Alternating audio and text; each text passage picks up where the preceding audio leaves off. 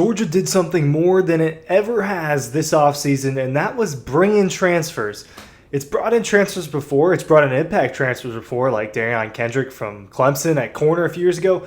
But this time, Georgia went out and they got 10 guys in the transfer portal to go to Athens from other schools. And I think that a handful of them are going to be instant impact players, and some of them are going to be starting players for this UJ football team. I project some of them to be starters. Some of them we don't know for sure. Some of them we're pretty dang sure are going to be in that first unit for the Georgia Bulldogs this season. So I want to talk about the guys that I think will actually be instant impact transfers. They've got a handful of them. And look, Georgia needed it this year.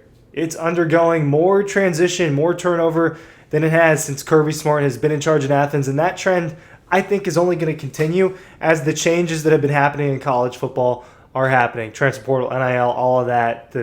It's just different. Ryan Curley from Dawg Post talking about Georgia in the transfer portal. We've been talking about that a lot this year. But here are the guys that I think are instant impact starters or at least contributors to this football team. Let's start on the offensive side of the football. We'll go offense first, then we'll head to defense afterwards. Offensively, Georgia got a pair of wide receivers that should be in the lineup. Let's talk about Noah Thomas first. Noah Thomas. He's 6'5", 6'6", over 200 pounds. I think that he's pretty silky smooth for his size. Now, he's not the smoothest player out there. He's not, I thought Dominic Lovett was a pretty smooth player, someone like that. He's not like that. He's 6'6". He can go up and get at the catch point. Didn't see too much of him this spring, and, it was a little disappointing seeing, that he was injured at G-Day and that he didn't play that much. But immediately you saw, what did you see? Noah Thomas is a starter. Noah Thomas is in that first group of pass catchers for Georgia, and I think he's going to be someone that makes an instant impact. This is a wide receiver room that underperformed last year, or you know what? If it didn't underperform, then it just wasn't that great. Led the country in drops. Arian Smith had statistically a really good wide receiver season for Georgia, but also had about 10 drops, right? Those are momentum killers. Dylan Bell had drops. Dominic Lovett had drops. The tight ends had drops. As a pass-catching unit, it just didn't play well enough. That's not a Noah Thomas. Wow. That's not a problem with Noah Thomas. He's a big guy, good hands, had nice production at Texas A&M last year, and now he's in a better situation.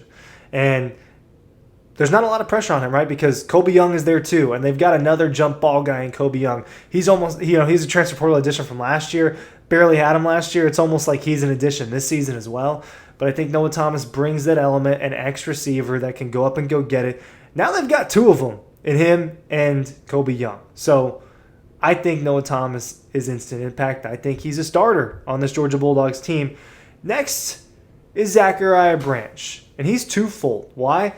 I think he's a starting wide receiver for Georgia. I think he, at the very minimum, is in a rotational wide receiver for Georgia and is out there in certain packages. But I do think that he will be one of the main pass catchers for Gunnar Stockton this coming season. He brings an element of explosiveness and shiftiness that Georgia hasn't really had. You had the explosion from Arian Smith. You did have that. You had shiftiness from Dominic Lovett. You had some shiftiness from Dylan Bell. Mix that together, and you got Zachariah Branch, who's fast and explosive and twitchy, and they didn't have a weapon like that, right? Think, and I'm not saying he's as good as these players. I'm not saying that. I'm saying he has the athleticism, but think of more of a Ladd McConkey in terms of shiftiness, right? And he's got explosion and speed. Ladd had those things.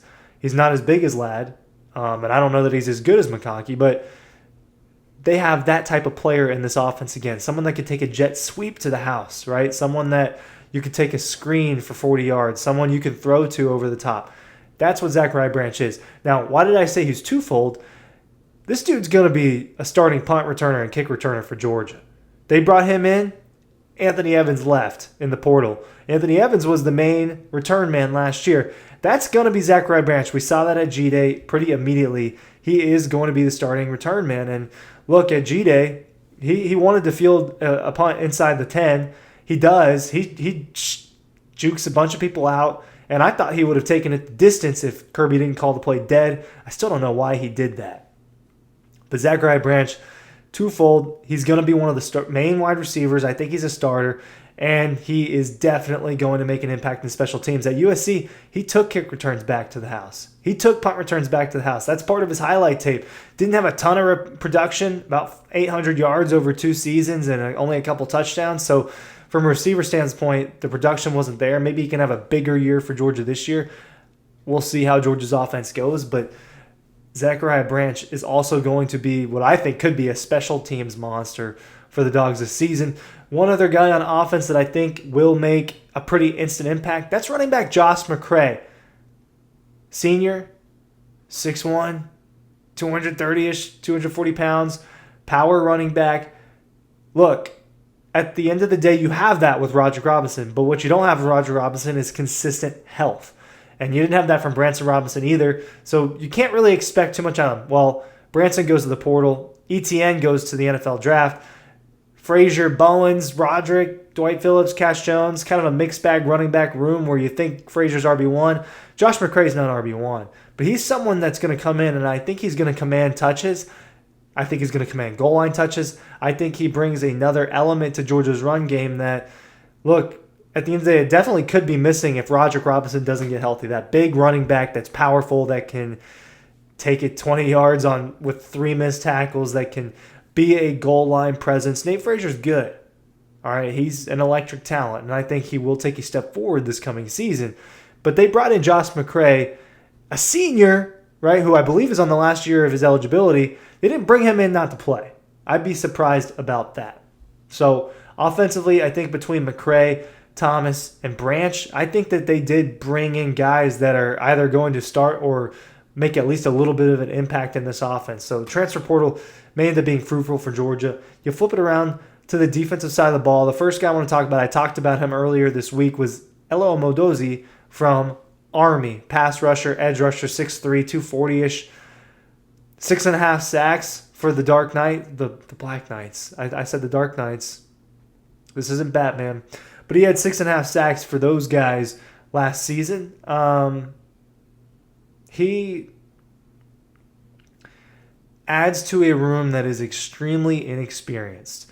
Between Gabe Harris, Quintavious Johnson, Chris Jones, they just don't have a lot at that edge rusher position. When Damon Wilson goes to the portal, when Chess Chambliss and Jalen Walker go to the draft, they kind of got screwed this offseason in terms of they don't have a dude with a ton of experience. Gabe Harris has that, right? A little bit of experience, and he played last year. He had a couple sacks last year, made an impact in that Kentucky game, but he's dealt with injuries, and he just hasn't played a ton. And he's going to be looked upon to start the season. It looks like Quintavious Johnson is going to play a role, but I think that Elo Modozi can come in and be an instant starter for Georgia. I think they brought him in to add to that room and to be an instant contributor. I don't think they brought him in for no reason. I think Josh Horton, the Miami transfer, will be in the rotation, although I think that Georgia's defensive tackle room is kind of crowded, even though inexperienced, if you put it that way. Another guy I think can make an instant impact is safety Adrian Maddox. And I think he could, and you could say the same thing about Jaden Harris. From what I saw this spring, I liked Maddox a little bit better. Coming from UAB, has production, has interceptions, has forced fumbles. Look, KJ Bolden's going to start. It looks like Janelle Aguero is going to be the star. But there is another safety position up for grabs. And if it's not going to be Ja'Cory Thomas, who is a 4-year player for Georgia, I think Adrian Maddox will be the guy that I point to as the person that's going to end up starting. They brought in a couple other safeties, Jaden Harris from Miami, who has experience as well as starting experience, and Zion Branch, brother of Zachariah Branch, who I think adds good depth to them. But Maddox is the one that I point to, and I think, okay, this could be their guy that comes in and supplements and is an instant starter for them in the secondary. But look, I just named what? If you between Maddox and Modozi, McCray, Thomas Branch, those are at least 5 guys who I think are starters.